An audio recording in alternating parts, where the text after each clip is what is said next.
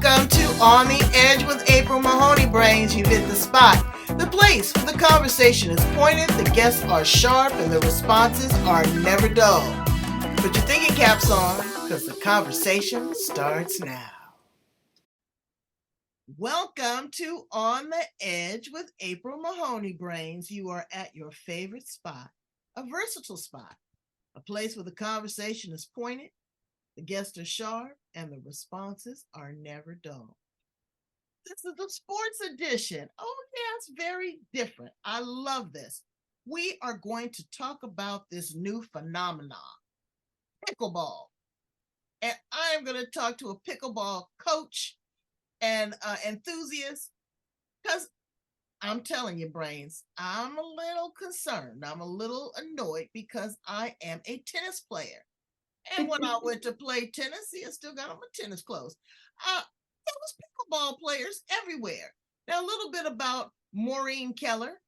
She is a lifelong athlete focusing on wellness and growth, who found her passion for pickleball during an International Symposium for tennis coaches in February of 2019.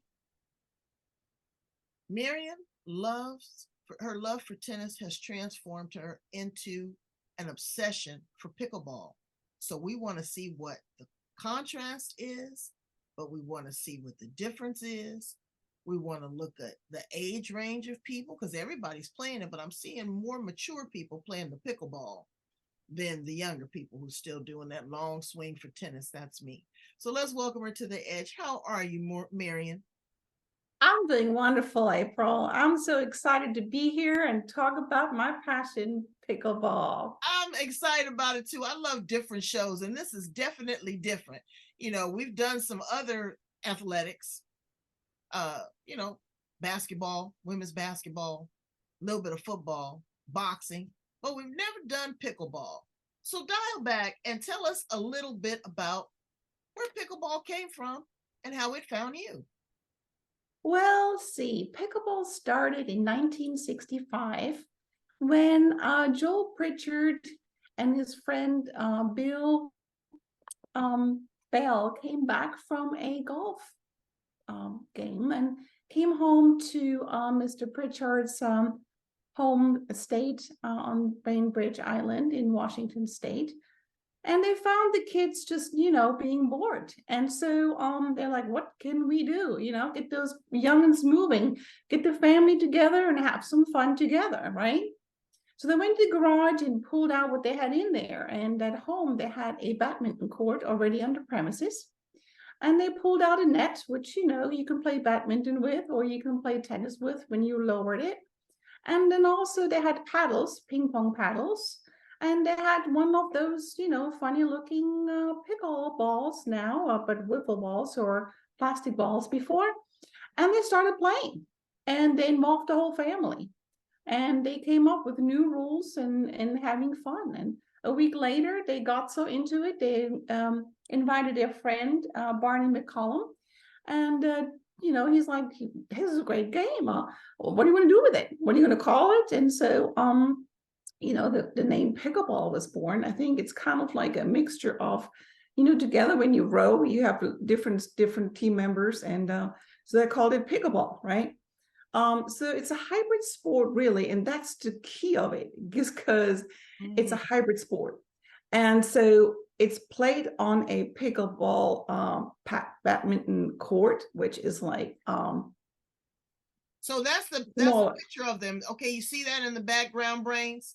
Yeah, right there on the background. There, right there like in the background, that courts. is a pickleball court. Now, again, yes, why I got crunchy is because what they did is they cut my tennis court right in the middle.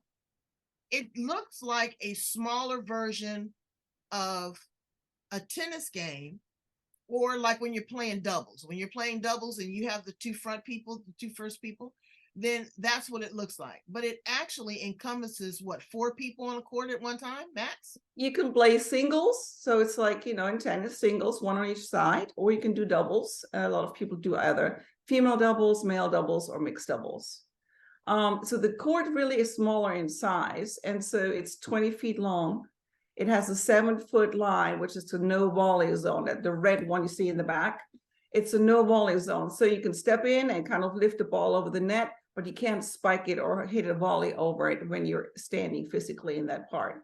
So that becomes a fast game, as well as the whole court is 22 feet of 20 feet.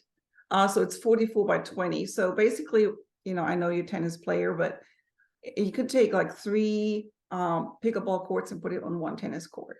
And I know you like your tennis, and I am a tennis pro as well. I like tennis as well. But I played it one time, like I said, and I was hooked.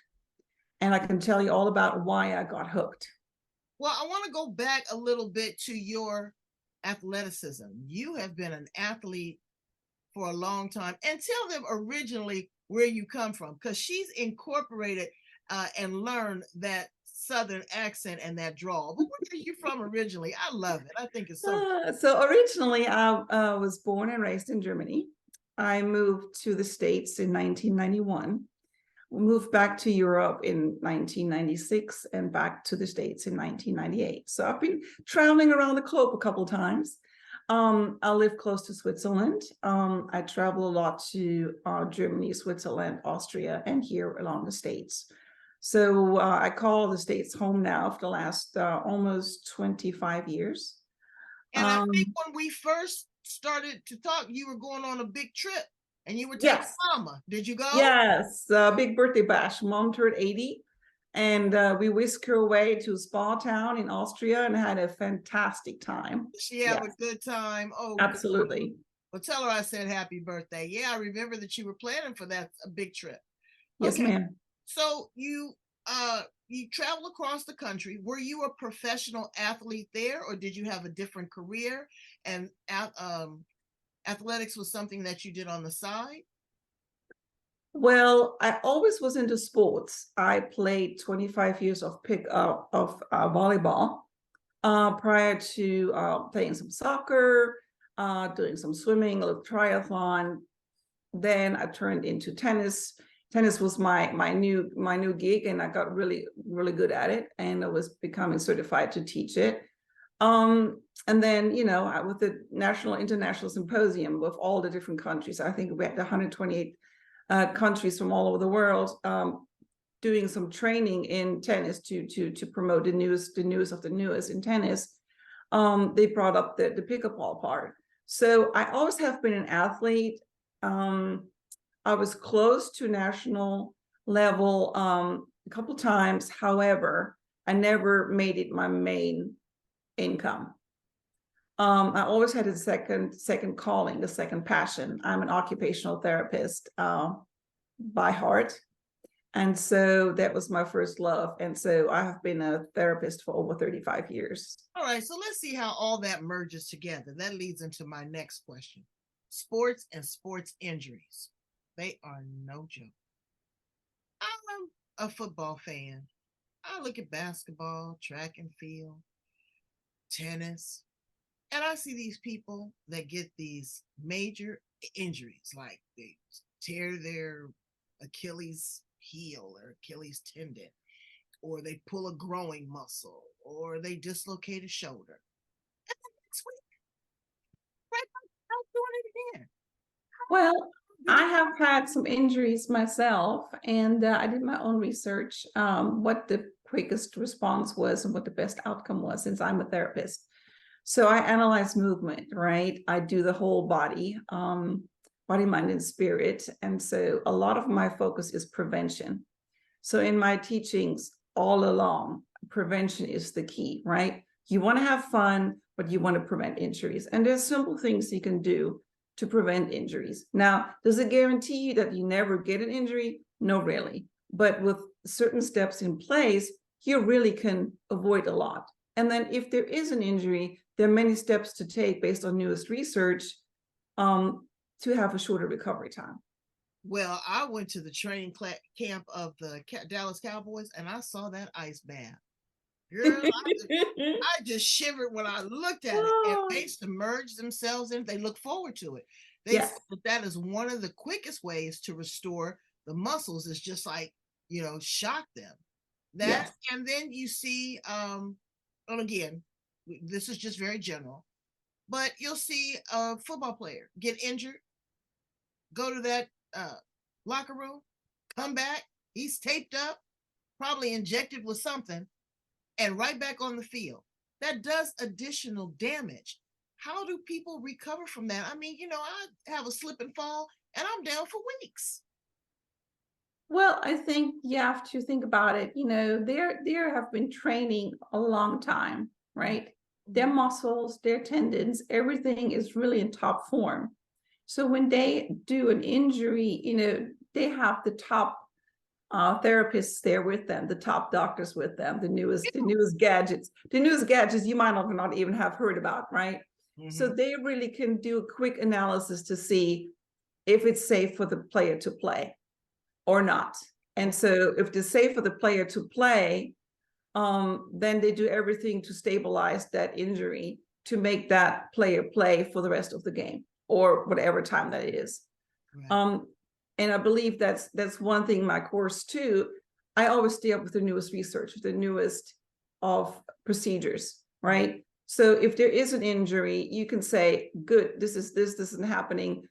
You have to slow down, you have to get off the court, you can't play any further. Or yes, we can tape it, we can ice it, we can do certain things with that injury. So yes, you can play a certain time.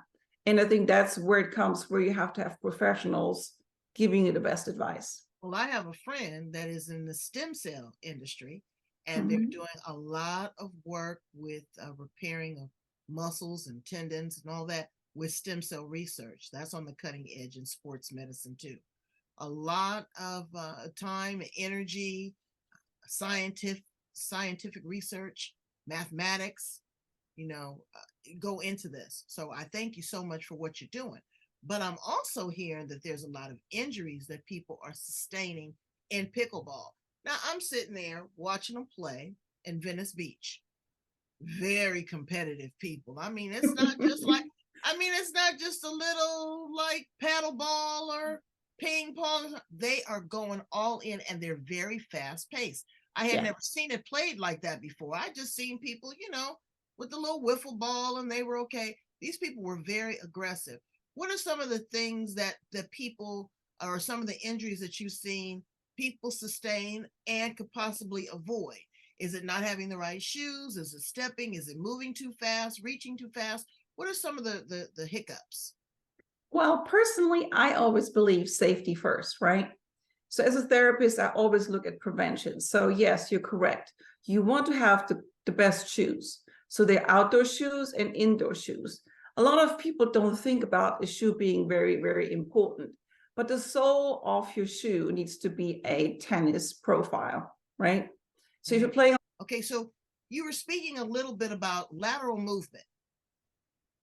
Yeah, so lateral movement happens a lot because you're on the no ball design. That's that white line right next to the red field across from the net.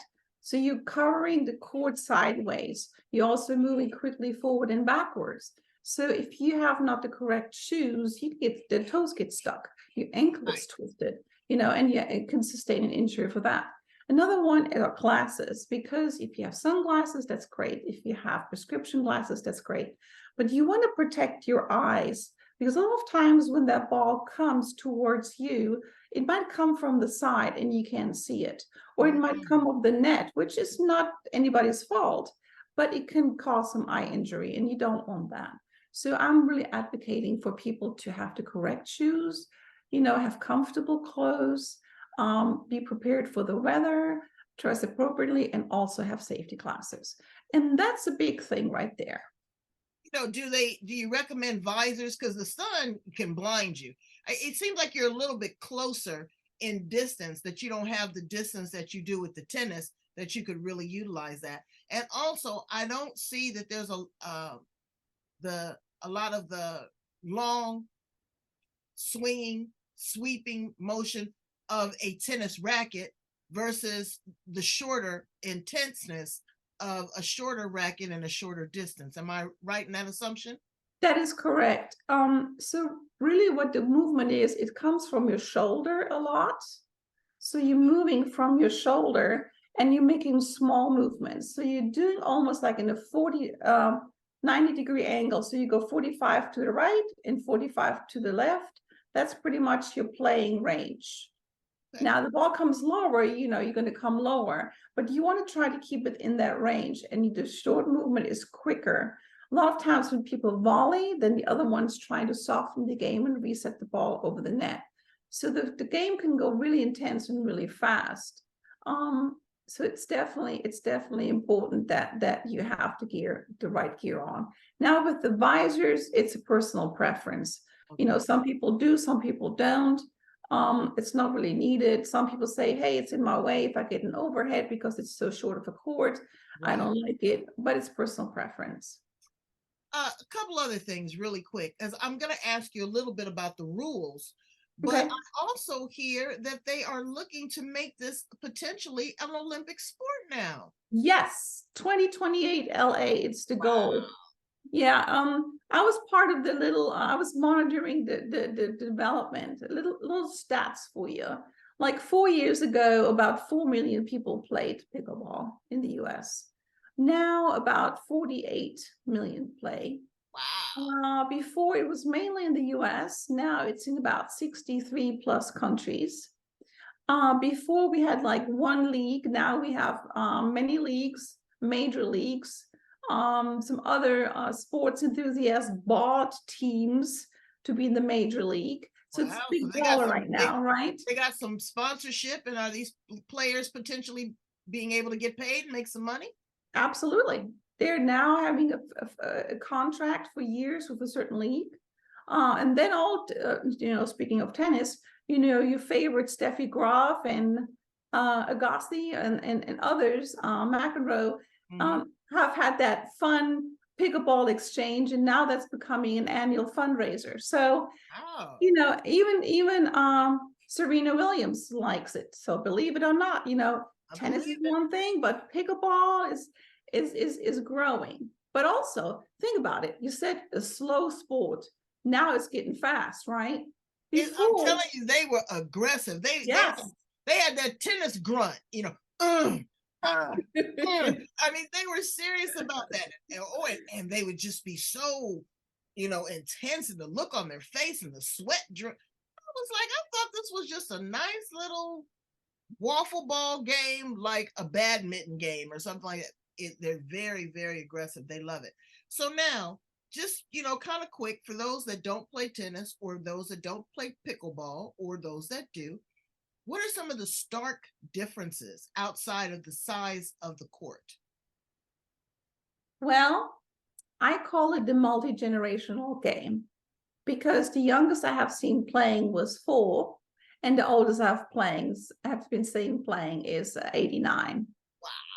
So the sport is simple. The rules are simple. You can play it at your own pace.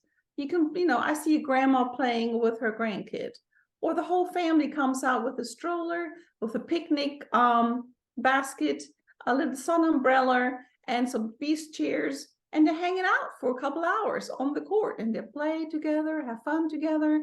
Now you can take it as easy like the seniors did, dinking over the court, having fun, socializing.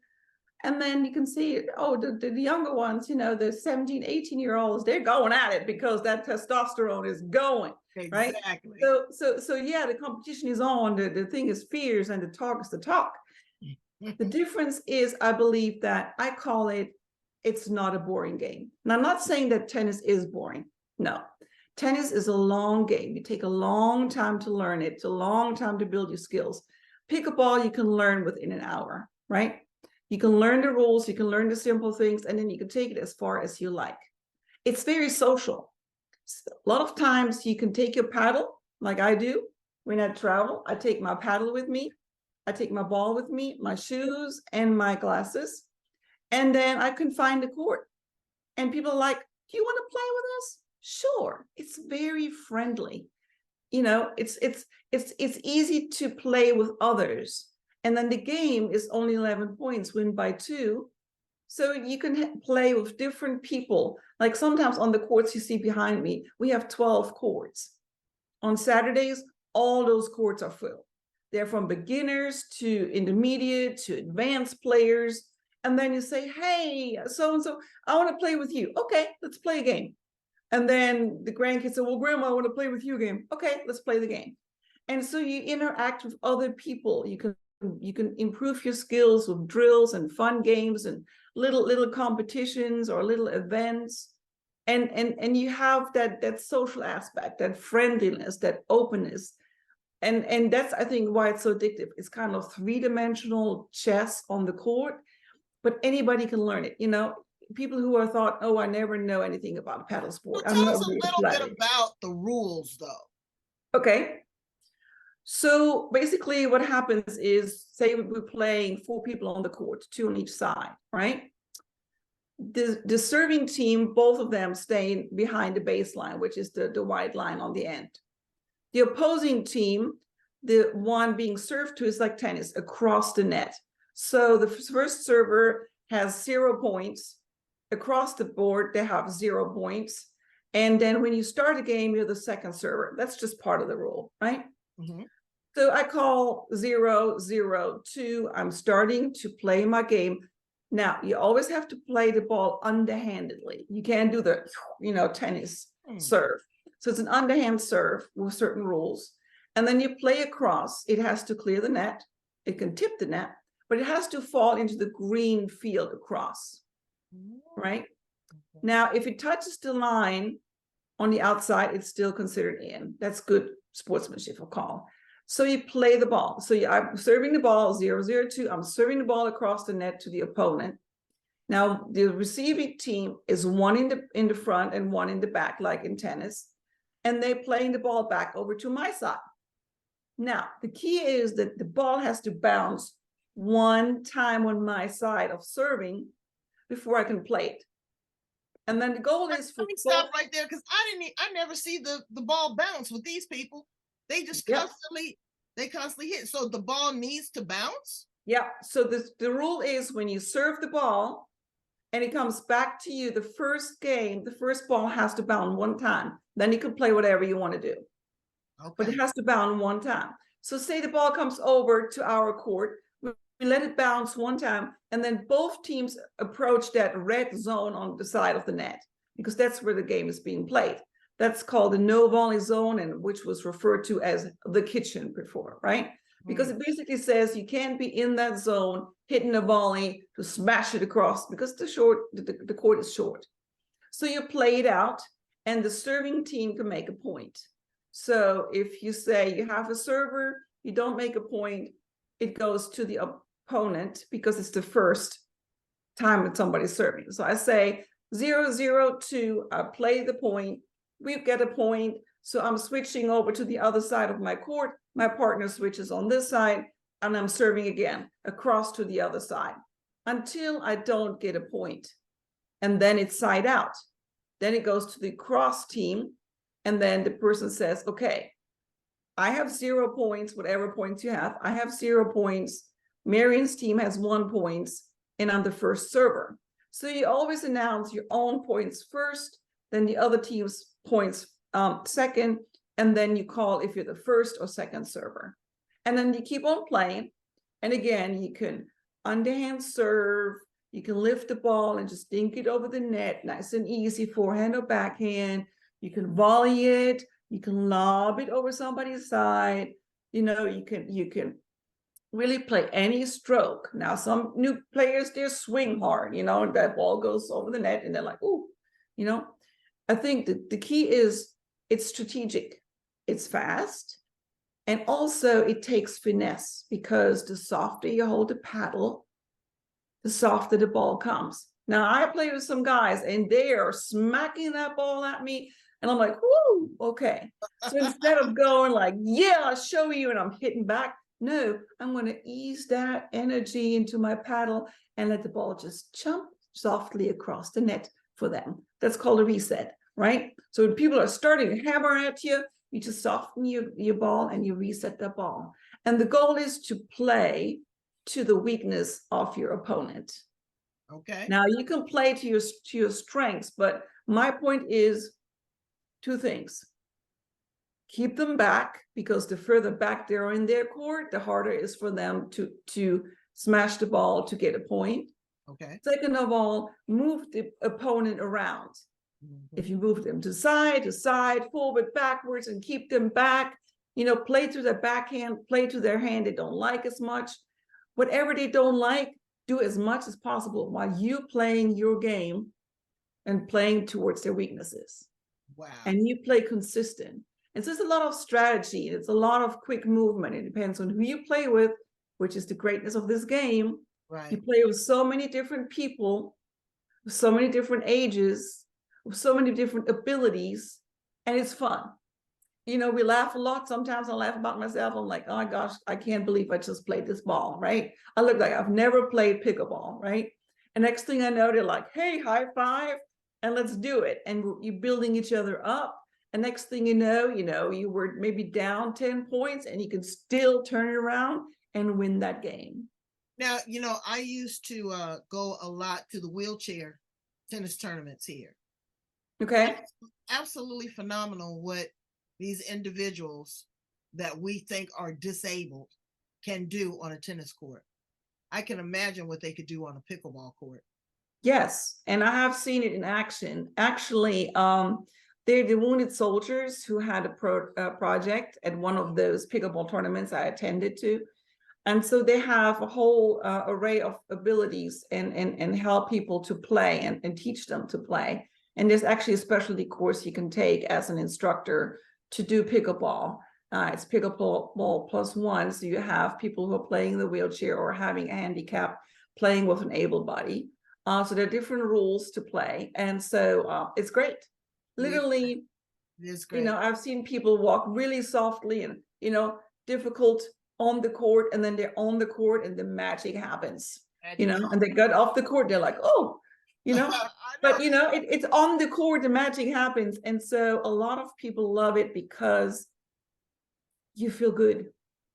You move, you feel good, you feel accomplished, you did a little bit better, you had a great laugh. It's a lot of cardio. Yes. And it's good for your muscles too, for your legs and your arms. It really builds a lot of muscle. I forgot to ask this though. What is the scoring like? And I want to also ask you, where did they come up with the scoring for tennis? 0, 15, love, 45. What is that all about? Well, I think, in tennis, when you score a certain way, when they call those numbers, it's just a way of keeping track of the sequence, right? In pickleball, it's different. It's just kind of 1 to 11, right? Win by 2. Sometimes I had games there were 18 to 16. It just goes up. Now, the thing is this: in usual play, or rec play as we call it, there's certain rules you play. Now, if you play professional pickleball, there might be different scoring, what we call rally scoring. Like MLP is now the major league pickleball. And so it doesn't matter who scores, you make a point, right? So you don't have to serve to make a point. And so it's a faster scoring, and it goes to 21. And then if there's a tie break, to 15. So there's different rules for different things. And that's another thing. It's like, I might go to a tournament and they have one format. And like say, win 2 out of 3, play to 11, win by 2. Now it starts raining. Oh, wait a minute. We're changing the format to 15, win by 1. Oh no, we're changing it. It's rally scoring. In rally scoring, you don't have to switch around, right? You don't switch your partners around. Okay. So there are other different things which keeps it interesting. And so for the newbie, when they look at the format as a tournament on television, they're like, well, that's not how I play, because it's different rules for different leagues. Oh. But in rec play, it's 11, win by 2. Okay. So, all right. So there's some versatility in that too. Absolutely. Yes. So now, let's ask you some other fun questions. If you were a football player, what position would you play? Oh, I have to admit, I have been in the States for a long time, but football is not my game. So, to be honest with you, I like to lead. I would be the quarterback. Be the quarterback. Okay. Mm-hmm. Now, don't tell me much. I can't tell you much about it. I just know that, you know, he makes the game, he makes the call, and we're going. And that's me. I kind of like this this title, so I'd be the tight end. If you were an appliance in the kitchen, what appliance would you be, Marion? Appliance in the kitchen. Oh, that's a good one.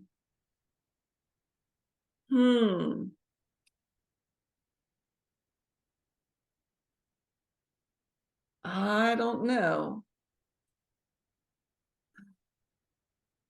I probably will be a refrigerator.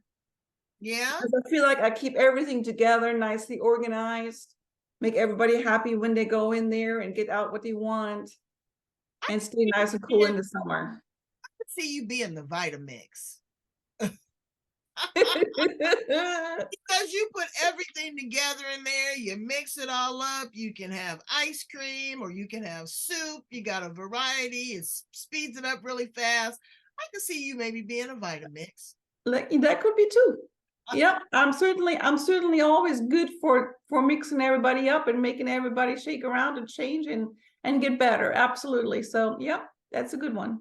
Now, you being an occupational therapist and also being an athlete, tell us about maybe some things that we should incorporate in our diet to keep us going. You know, of course, we know the fruits and vegetables, but do you do like wheat germ, or do you do kombucha, or do you do other supplements and things like that to really kind of keep your body at its maximum? Because it's you're burning a lot of calories, and you're really depleting yourself sometimes and dehydrating in major sports. What's your opinion on that? Well, I certainly like to, what we call it in Germany, cook it from scratch, right? Good ingredients. I do as much organic as I can. I like to hydrate a lot because you have to hydrate at least 2 days before you do a major event. A lot of people are dehydrated and don't know that. And then when they start playing sports, they can get dizzy or feel not so good, you know. I do my vitamins, my minerals. I don't want to name any brands right now because that wouldn't be good. Beg your pardon? No, I said thank you. You know, but it's good. You know, supplements are important. There's a mixed bag of nuts. Some people say, "Oh no, I don't. You know, I don't want to be bothered with supplements or vitamins." But I find that they help me. They help Well, me. I use the kind of supplements who are from the direct fruit. It's just kind of like frosted, and the sugar is not in there, so you have all the minerals and vitamins and everything in there, all the goodies, without the sugar, without the other additives. So that's one thing. And another thing is a good protein. You have to have good protein source. So that's my key, I think. You know, and another thing, as it always goes, you know, you hydrate, you sleep a lot, you do your mind game. I think a lot of times, you know, people forget about the body, mind, spirit connection. And so, you know, what you put in there is what comes out. And the better food you put in there, the more hydration you put in there, the more good stuff you put in there in your mind, and prep you for it, the better. You know, it's not just the nutrition of food, but what you put all in your senses in your body will make you better. 1% better makes the winner. Some encouragement to people over 60. For some reason they get lazy. And I have to tell myself, you know, one times I don't want to work out. I don't want to go out. But then I tell myself, and I put it in perspective of how many people are not able.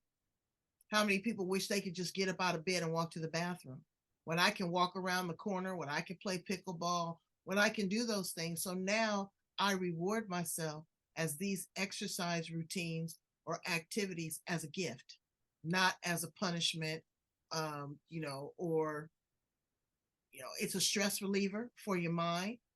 A lot of people can, you know, sometimes I hit that tennis ball, girl, and I could tell you some things I'd be thinking. I'm surprised it don't go right through the wood, you know. But again, you are able to renew and refresh, and then afterwards, you appreciate the exhaustion. You appreciate the breath. The breath is a gift. What would you say to a person that's over 60 right now that's just struggling to move? Well, I think it starts with your desire and decision, right? Nobody can make you move if you don't want to. You have to have a compelling reason why to do that. So it might be your health. It might be you're meeting up with your friend to go for a walk. I think having a body system, like somebody to do it with, is the greatest thing you can do. I think doing something yourself and setting yourself in a routine takes a lot of discipline. A lot of people don't necessarily do that, right? But if you have somebody say, April, you want to come for a walk tomorrow morning and we'll just chat along what, how was your trip to Hawaii, right? And the next thing you know, you talk about Hawaii and you're walking down the street and it's half an hour done. And you're like going back, you did a little loop and you feel better, right? You The don't next even one saying, realize. hey, I'm just gonna go pickleball. I look on my little pickleball app on my phone and somebody says, hey, you want to take the pickleball court? 4:30 today. And I'm like, sure, I'm coming. Anybody else coming? Well, so and so and so and so. Well, it could be somebody who's new, right? They're just stepping on the court. They don't have a paddle. I bring an extra paddle. We do it. And so people are going to start, playing the ball over there, throwing the ball over there, doing a little bit side movement, have a little conversation. Hey, after the point, you high five or you paddle tap and say, good job. And they're like, you know what? That wasn't too bad. And I feel good, Absolutely. and then you can go from there. You can just meet up. Hey, sometimes people meet up, they play one game and the rest of them they sit and chat, Right. or they're like, But hey, it's the you want to go out? camaraderie. Yeah, you want to come out and go for a cup of coffee afterwards, right? And people do that. I think what is you have to establish or got to establish a routine, what makes you feel better, right? It can be just standing in your yard and you taking deep breaths in and out and you do, arms up, arm down, a couple this, couple that, and that's okay. I think any movement will create a better feeling, an emotional happiness in a way. You don't have to go and do hours and hours and this and that. Now, if you want to go to the gym and that floats your boat, go ahead and do it, right? But I think what happens is you do something, you get into a routine, and then you add something to it. Mm-hmm. If you do 18 minutes of something a day, within a year, you're better than 98% of the population. Whoa, 18 minutes a day.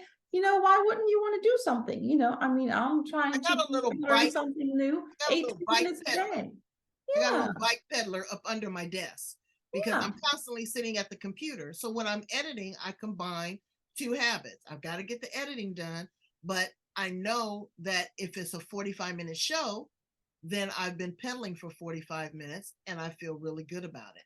I've Yeah, had and some movement. So that's yes, and walking is the simplest one, right? Walking is the simplest one. I have done something like, when I had, television and use television, I do in the commercials. I just got up, walked up and down my stairs.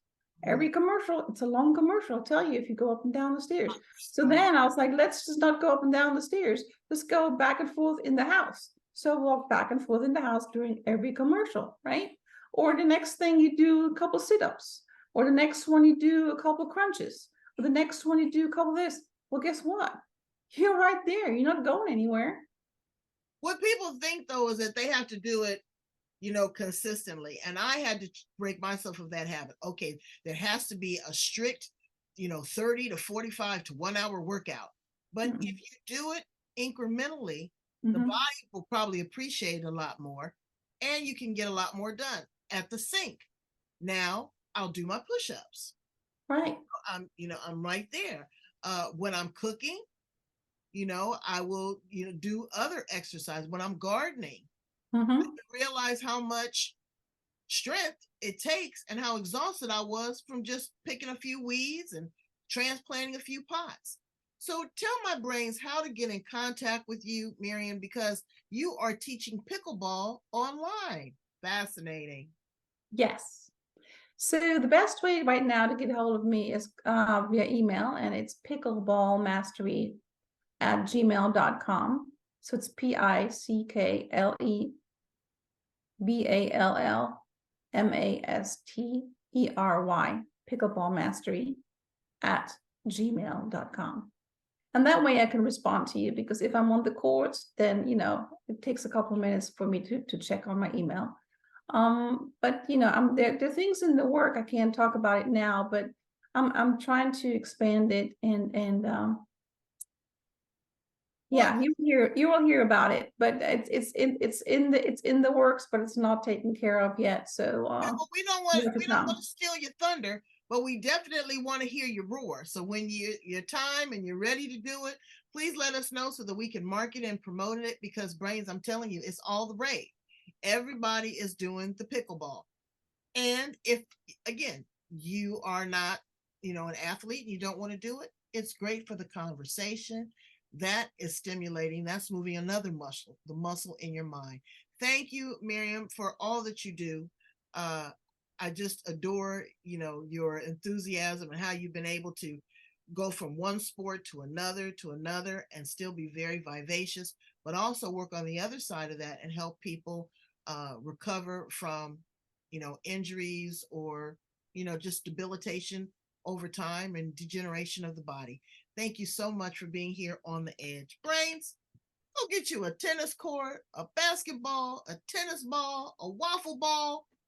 Do something, okay? Do something. Get some sort of exercise every day and count it all joy, because it is a gift to be able to move.